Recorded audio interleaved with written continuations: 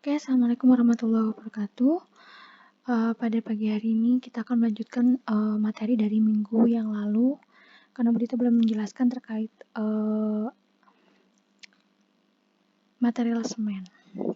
Maka pada pembahasan kali ini kita akan membahas terkait material semen dan beberapa pengujian untuk semen itu sendiri. Jadi pertama dari pengertian semen, dikatakan di sini bahwa semen adalah bahan yang mempunyai sifat adhesif dan kohesif yang digunakan sebagai bahan pengikat secara bersama-sama dengan agregat kasar maupun halus ya. Agregat kasar itu kerikil dan agregat halusnya adalah pasir. Nah, untuk semen ini nanti berfungsi sebagai pengikat ya antara berbagai macam material yang digunakan untuk membentuk beton itu sendiri. Sehingga kita perlu mengetahui sifat-sifat dari semen dan persyaratannya. Demikian pula untuk jumlah semen yang harus digunakan, maka kita harus memperhitungkan dengan tepat gitu berapa penggunaan yang sesuai untuk mencapai mutu sekian dan sekian. Maka oleh sebab itu kita harus mengetahui berbagai macam sifatnya dan cara pengujiannya. Karena kalau misalnya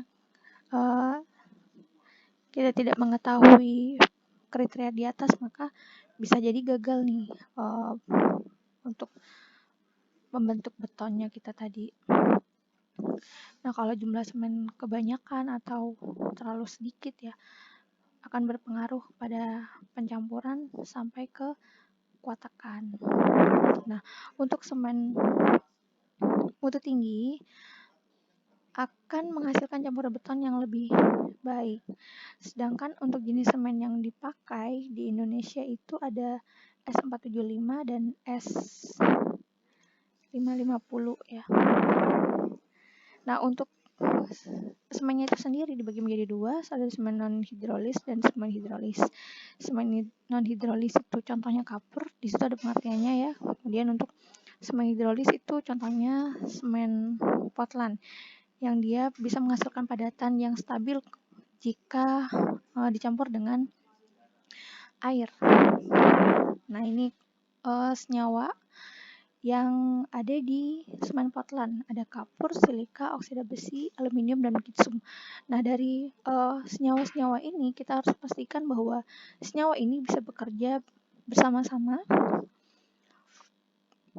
pada material yang akan kita campurkan. Nah, ini tabel komposisi limit untuk semen Portland ya. Ini cukup kita ketahui saja. Nah, untuk semen diklasifikasikan menjadi 5 jenis. Ada jenis pertama sampai jenis kelima.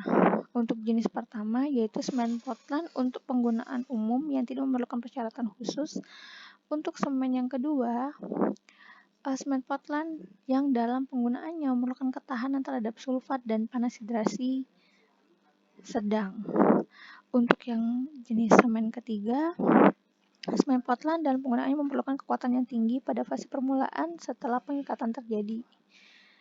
Untuk semen yang keempat, semen Portland yang dalam penggunaannya memerlukan panas hidrasi yang rendah. Dan untuk semen jenis kelima yaitu semen Portland yang dalam penggunaannya memerlukan ketahanan yang tinggi terhadap sulfat. Nah, kelima-limanya ini harus kita pastikan untuk penggunaan beton kita nanti butuh jenis semen yang mana begitu ya. Nah, ini untuk semen itu ada beberapa sifat yang penting yang harus kita ketahui. Yang pertama itu lamanya waktu mengikat dari semen itu sendiri, kemudian lamanya waktu mengeras, kemudian berapa persentase air yang diperlukan untuk mencapai konsistensi yang cukup. Kemudian ada berat jenis semen itu sendiri dan jenis semen apa yang digunakan. Nah, persyaratan-persyaratan semen yang diperlukan telah ditetapkan oleh SNI. Nah, nanti Bu Dita akan upload SNI-nya di Classroom. Dan sudah diuraikan ya secara panjang lebar dalam SNI tersebut.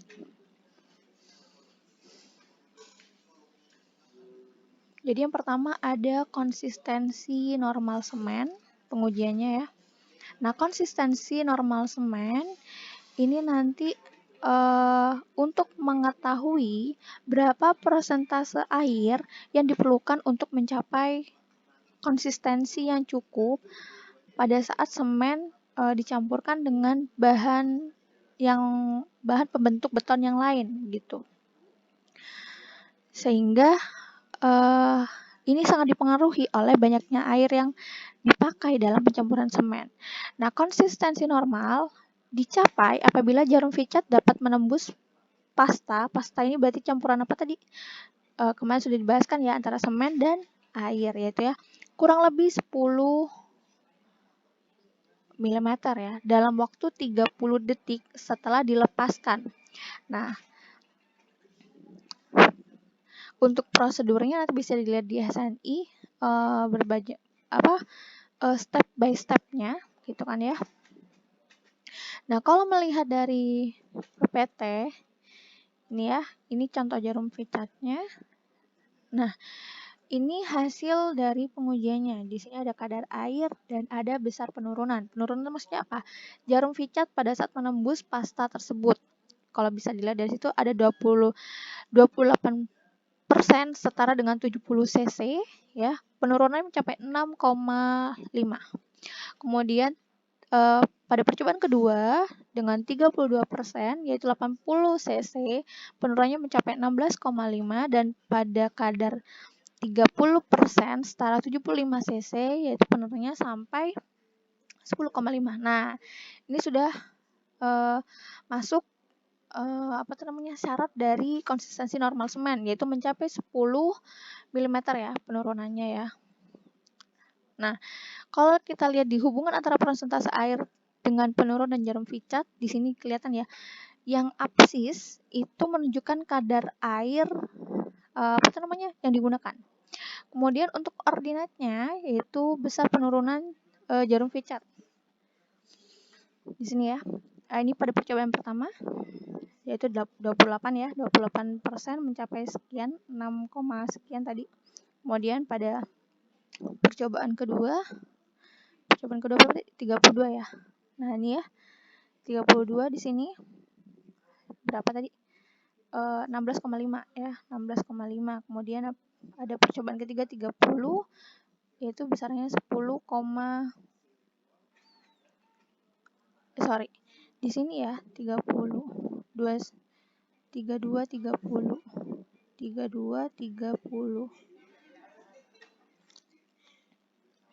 Ini kok nggak sama ya?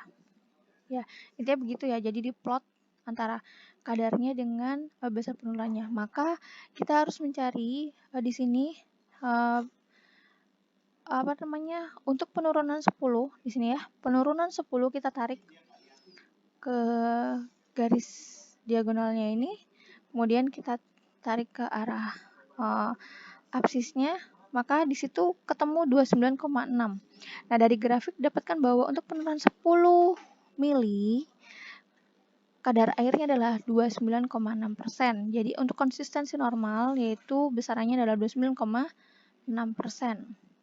Nah, ada juga percobaan waktu mengeras dan mengikat semen. Jadi waktu mengeras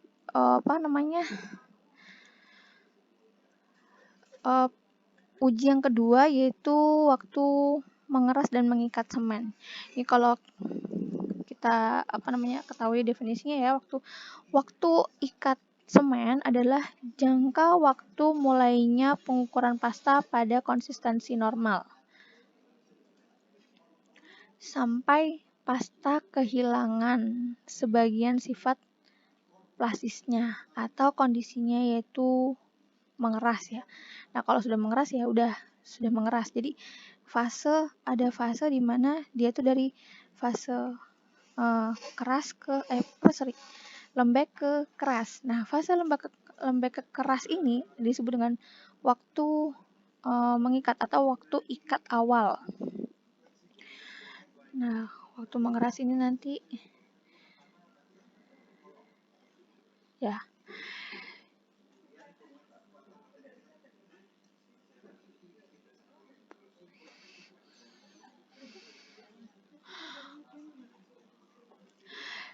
Nah, waktu mengikat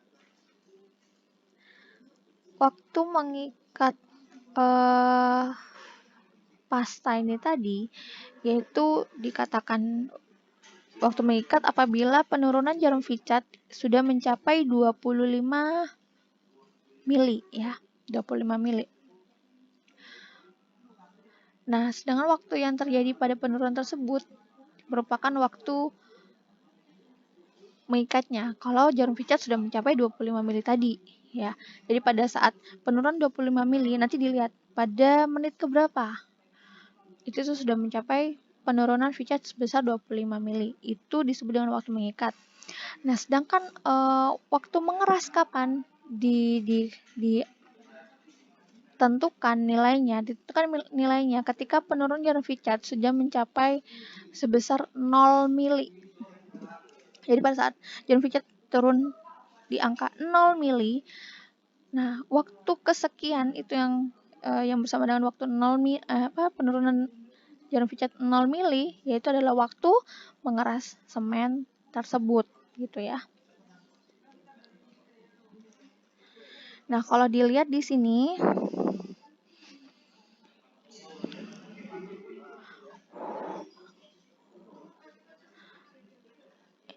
ini menit ke 0 sampai 165 ya. Kemudian yang di sebelah kanan itu tabelnya ada penurunan jarum ficat mili. Nah,